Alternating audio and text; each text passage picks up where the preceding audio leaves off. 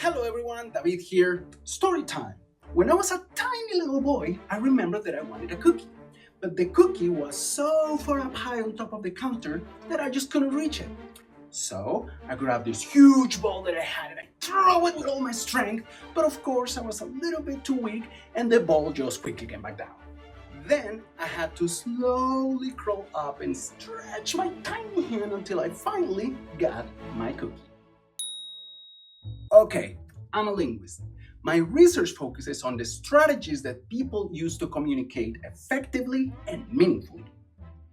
In my research of Colombian Spanish, I found that people imitate with gestures and with sounds the meaning of their words. So, just like imitating the meowing of a cat, people also imitate long distances, small and huge sizes, remote distances, and so many more. I call this multimodal imitative expressions. I analyzed several hours of natural conversations using the tools of the cognitive linguistics framework, and I paid attention to everything.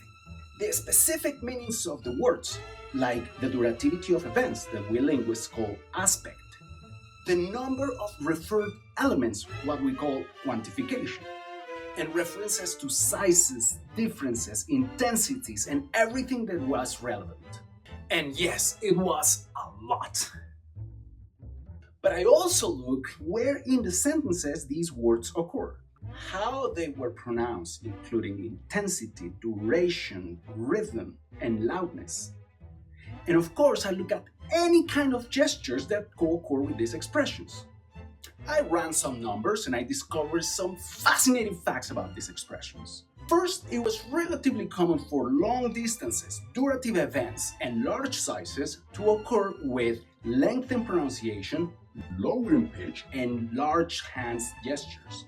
In contrast, short distances, brief events, and small sizes tend to occur with shortened durations, higher pitch, and constricted facial and hand gestures. Second, multimodal imitative expressions also occur in the most informative part of the conversation, what we linguists call the focus of a proposition. But here's the catch. These expressions do not occur at all times during a conversation. They only occur in about 10% of the sample. And you may say, that's not a lot. And you're right. So, why could this be? Arguably, multimodal imitative expressions require a lot of cognitive and physical effort. So, people may want to use them only to highlight the most important part of the information. Also, these expressions may help the speakers transfer images of their thoughts to their interlocutors, which is fascinating. Now, this is not something that only happens in Colombian Spanish. Multimodal imitative expressions can be found in multiple languages, including English, like in the story I told at the beginning. The consequences of this are huge. This is a highly effective strategy to capture the attention of your audience, maintain engagement, enhance retention, being more persuasive, and build empathy. There are many applications to this. First of all, using multimodal imitative expressions, we can have much more entertaining conversations. As a teacher, I use them every day to explain the most difficult concepts and to have engaging discussions. So, if you're a teacher, use them. But wait, there's more. Are you a storyteller? Use them. Do you sell products? Use them. Are you persuading someone in court?